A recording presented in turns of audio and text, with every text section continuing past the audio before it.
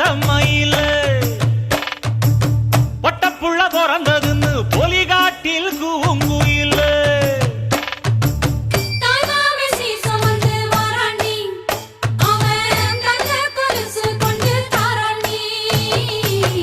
இரு சுமந்த